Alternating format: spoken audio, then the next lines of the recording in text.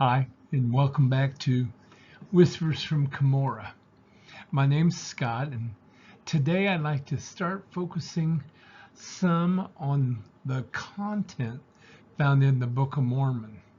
When I was growing up, I lived in the same town where a man named Roy Weldon was, and Roy wrote some great books and lots of good photos of things like toys that had wheels. So obviously, the ancient Americans had wheels. That was important to the apologetics of the time. Well, it got so much into pyramids and wheeled toys and that kind of thing that the content of the Book of Mormon sometimes took a second or a back seat, if you will. So today, rather than focus on anything else, I'd like to start the first lesson on the content. Before I retired, I had spent 20 some years as a librarian. I say 20 some, probably closer to 30. And then at the end of my career, even a couple years teaching classes for students on how to do research, and also some classes on the graduate level for people who wanted to become librarians. So I look at books from a librarian's point of view. And one thing that I found interesting about the Book of Mormon is the title page. First of all, did you know that didn't come from the publisher? That didn't come from the printer back in Palmyra. No, it was found on the gold plates.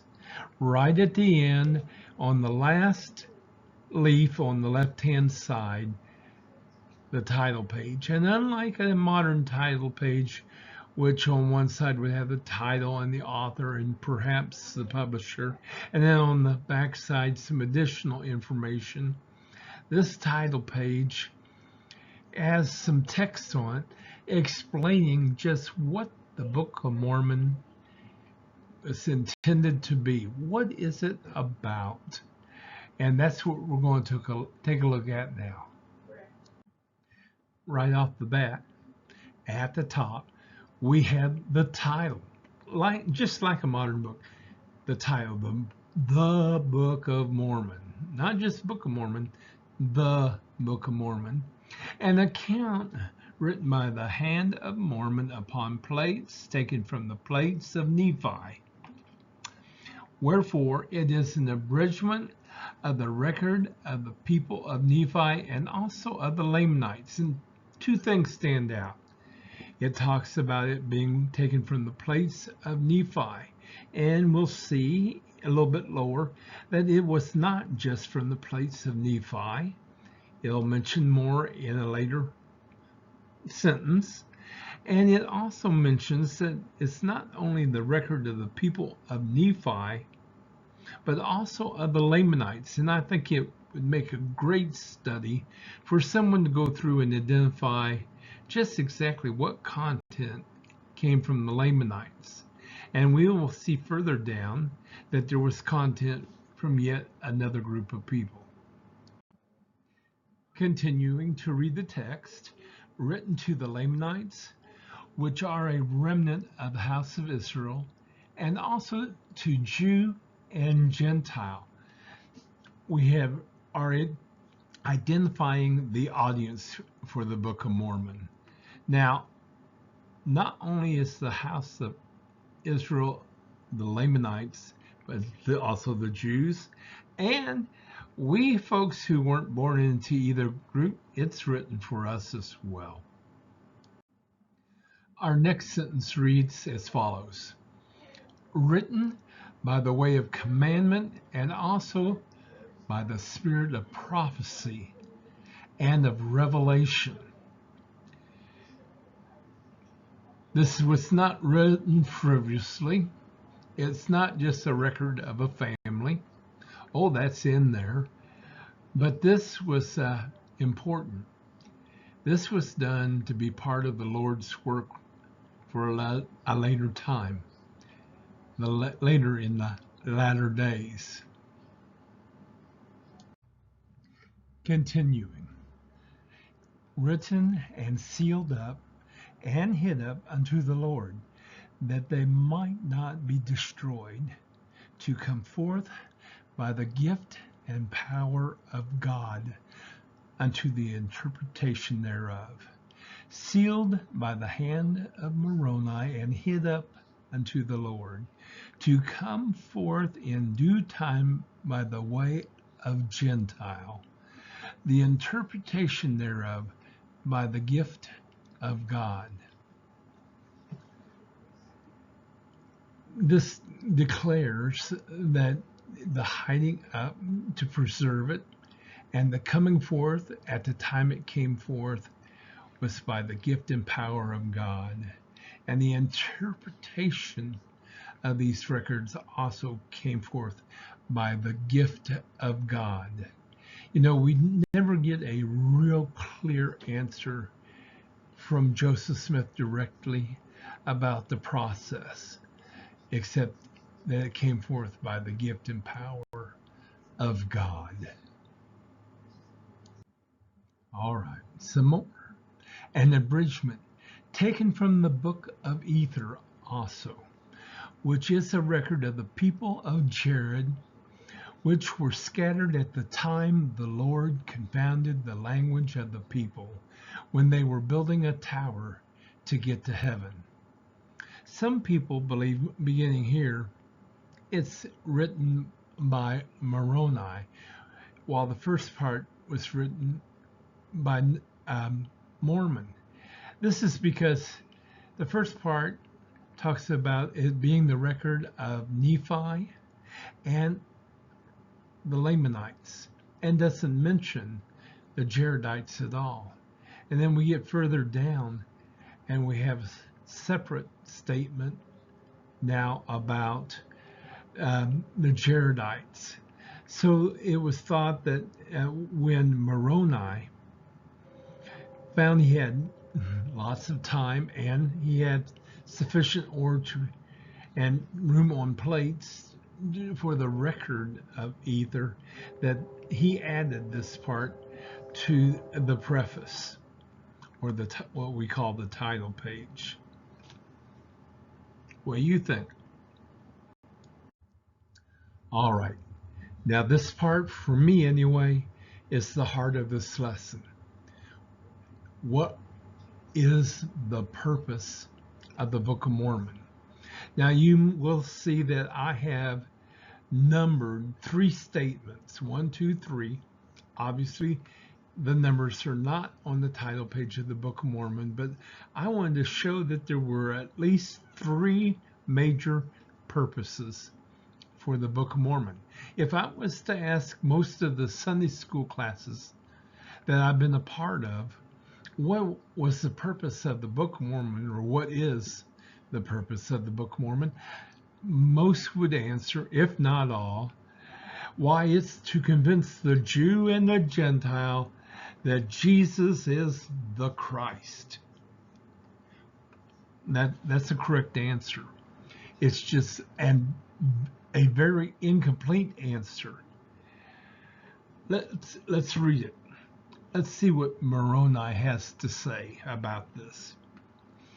Which is to show unto the remnant of the house of Israel how great things the Lord has done for their fathers, and that they may know the covenants of the Lord, that they are not cast off forever, and also to the convincing of the Jew and Gentile that Jesus is the Christ, the eternal God, manifesting himself unto all nations. Did you get that? We don't even read the title page in most of the Sunday school classes I've been in, much less look back and find out, hey, there are 3 major purposes. Through the Book of Mormon, you'll be referred back to, well, don't forget Laman and Lemuel. Don't you remember the great miracle of Moses taking our people out of Egypt? Hey, folks, remember our father Joseph and how he rose to prominence in Egypt and saved the world from famine? Oh, my goodness, yes, the Lord hath done wonderful things for us, and he continues to do so too, that they may know the covenants of the Lord. I think it's very important as a reminder that since this is written to Jew and Gentile, but that the Jews know that the Book of Mormon is a book about covenants to them, that the Lord does not forget his covenants. The Lord will always be there for them,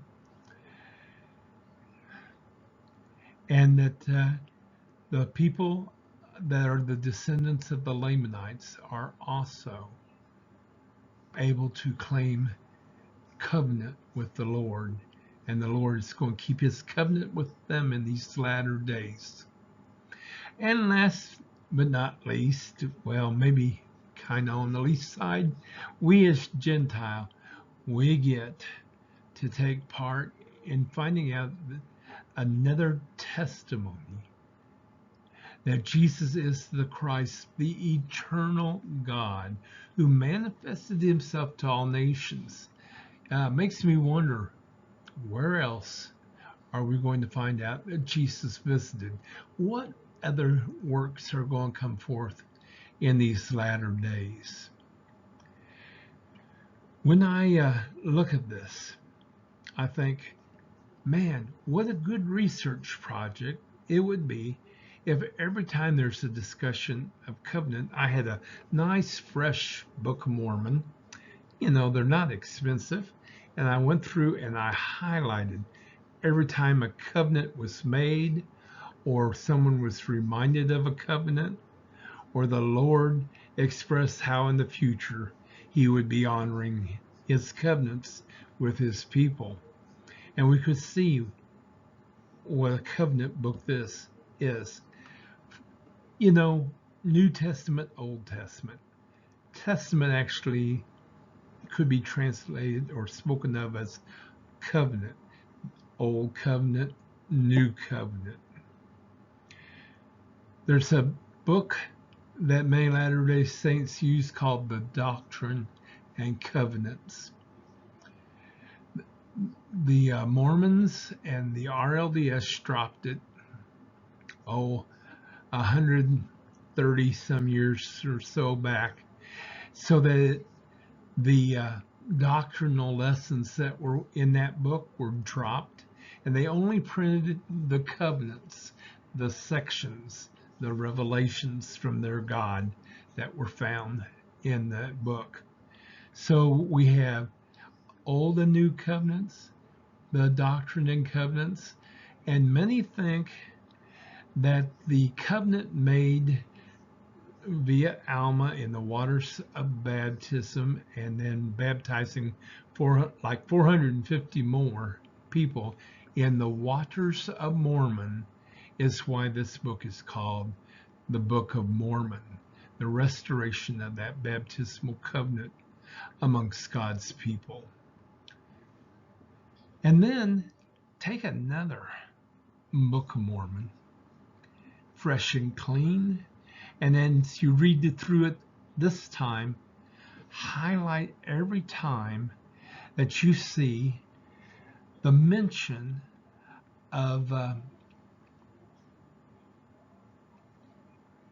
Jesus or a title for Jesus.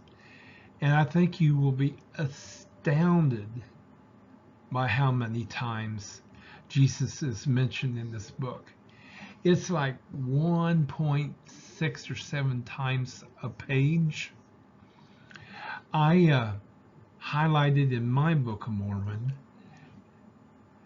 how many times in the 3rd chapter of 1 Nephi that the word lamb or the phrase Lamb of God, was used by Nephi in speaking of his prophetic vision of the coming of the Lord, the Messiah. 54 times in one chapter, the Lamb of God. Those are just some suggested studies, and I say, study the Book of Mormon. I gotta admit, I have been guilty for many years of only reading through the Book of Mormon. It was a wonderful experience reading the Book of Mormon.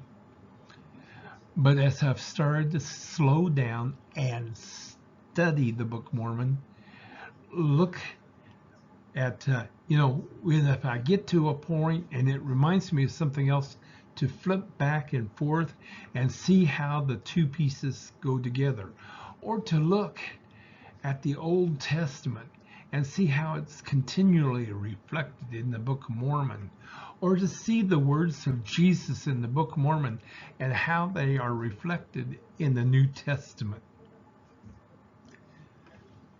As you take time to deepen your study of the Book of Mormon, I believe you'll have a greater appreciation for it. These three purposes, in particular for me, are good places to start a study of the Book of Mormon.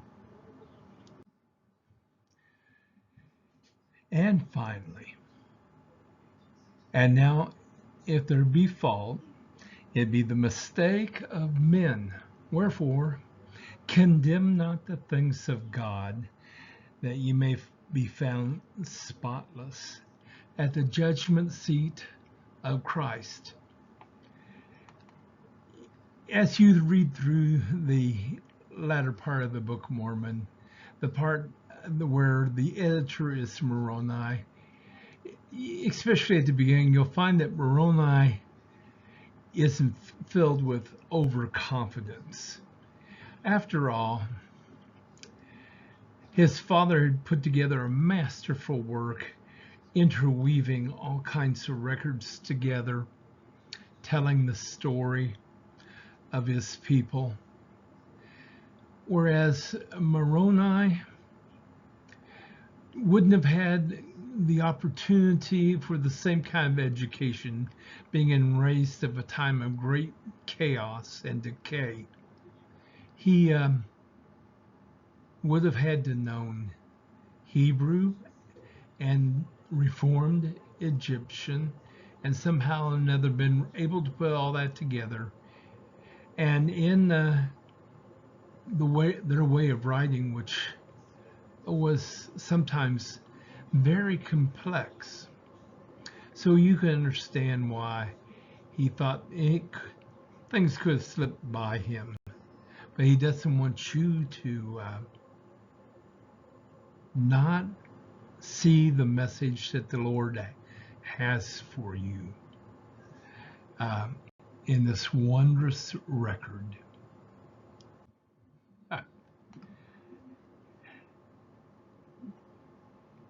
Sunday school classes I attend, we may have a teacher, and the teacher may be organized for the lesson, but it's usually full of a group of people who have paid attention to the topic, some of them having even read their lesson.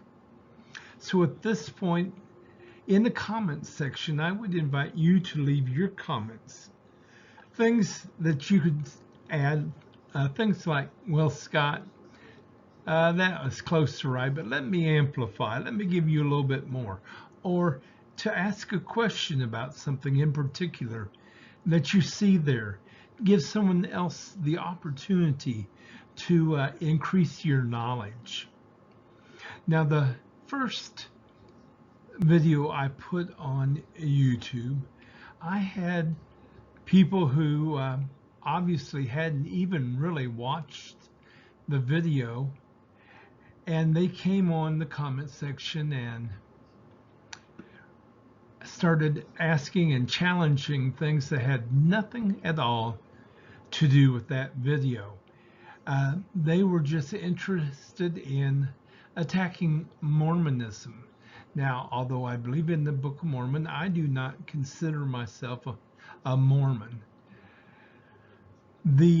So when I got these, and I took some time to answer them at first, and rather than engage me in conversation back and forth, they just simply started dumping numerous questions and challenges.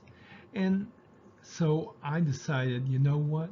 If I'm ever going to get to the second video, I can't take hours a day answering all of their challenges, all of their questions. So I simply cut off the comments, not completely. I cut them off in such a way that they would come to me, and if they could, by any stretch of the imagination, be found to have something to do with that topic, the topic of that video, then no matter whether it was negative, positive, or what, I determined then I would engage in conversation. And that's going to be the truth of the comment section here. You don't have to agree with me. In fact, I hope some of you help me grow in my understanding. You can ask questions. I may not have answers, but I will free the comment to be published, and perhaps someone else eventually will come across it and bring you an answer.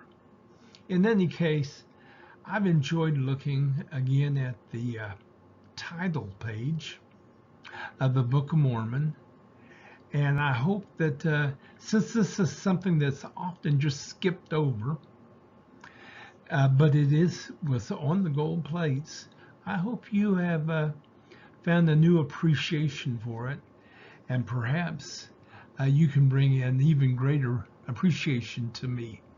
Thanks for taking the time to watch, and God bless.